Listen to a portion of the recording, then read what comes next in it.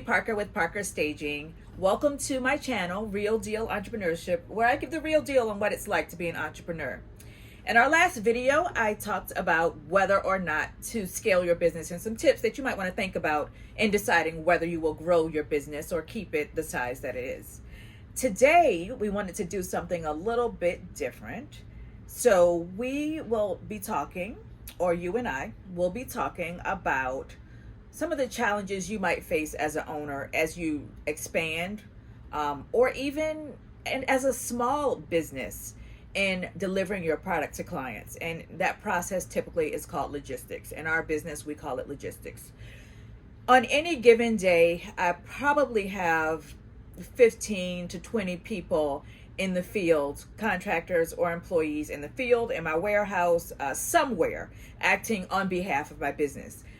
We are geographically diversified, so some people can, we can be in 3 different states.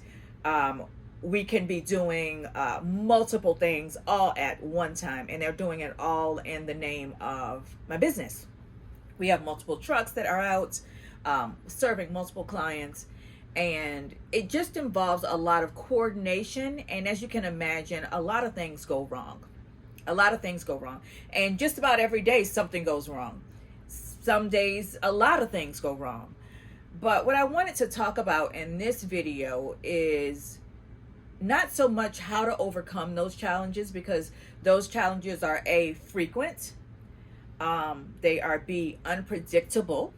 So no matter how much we talk about how to solve one problem, something new will emerge that you've never even imagined.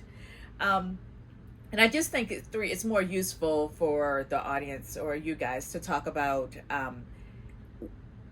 the most important thing to me when it comes to managing the risk and all the things involved in having a team that's dispersed that way. I don't have a huge leadership team. Essentially, it's just me. So there's me, and there are all my guys out all over the place trying to serve clients. So we're a pretty small business, but we do a lot in a single day.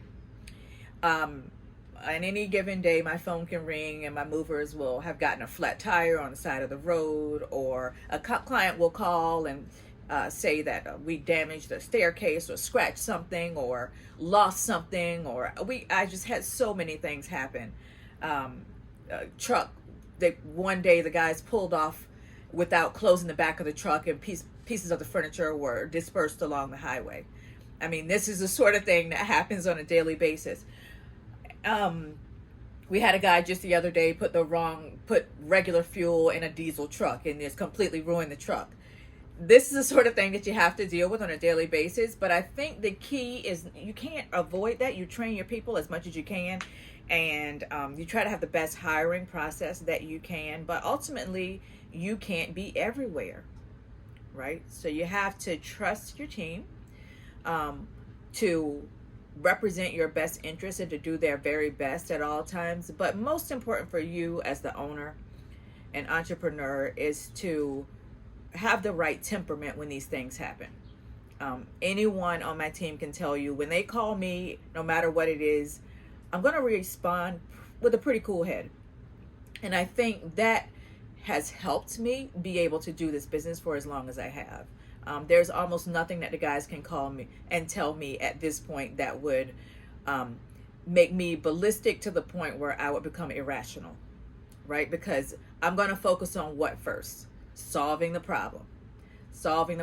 If we don't have enough furniture, or a client is dissatisfied, or some type of damage has occurred, or some injury has occurred to either employee or there's a fight that broke out somewhere, and I'm going to immediately figure out what's the most important action for me to take right now. It usually isn't yelling at the employee or contractor. That's usually the least important thing to do at that moment. Now, you certainly want to handle this later once you've moved past whatever crisis you have going on, but you want to get the truck off the side of the road, right? So you're going to immediately hop into problem solving mode, and just try not to blame, because I think a lot of people, sometimes if you're emotional, you can get caught up in the emotion, because when they call you, they'll be emotional sometimes. But your job as the owner, as a founder, as the entrepreneur is to maintain that cool head. Charlie Munger said temperament is the most important thing that you can have. And having a mild temperament, having a temperament that's sort of even keel, is really critical to making it through these challenges. And I'd just like to say, when it comes to growing and scaling your businesses, these challenges are inevitable. They are going to happen. So as much as you can plan, when you're new, you don't know what you don't know.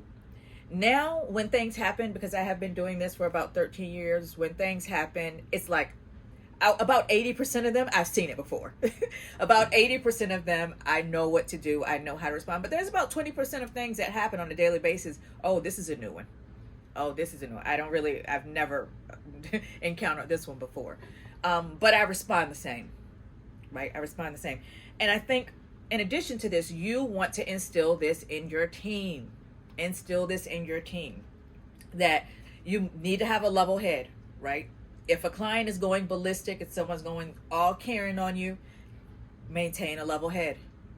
Maintain a level head, okay? So I know this video is a little bit more informal, but I just wanted to stress that temperament is most important as you're scaling your business, or even if you're deciding not to scale your business, but you're doing a customer-facing business or a business that involves the production of a product, and you have deadlines, or you're working with a lot of people and logistics, a lot of people, a lot of products. Things are going to happen that you can't plan for, and the key there is how you handle it as the owner and the founder. So I hope you guys found this one useful. Thanks for visiting our channel. Don't forget to like and subscribe, and we'll see you at the next one.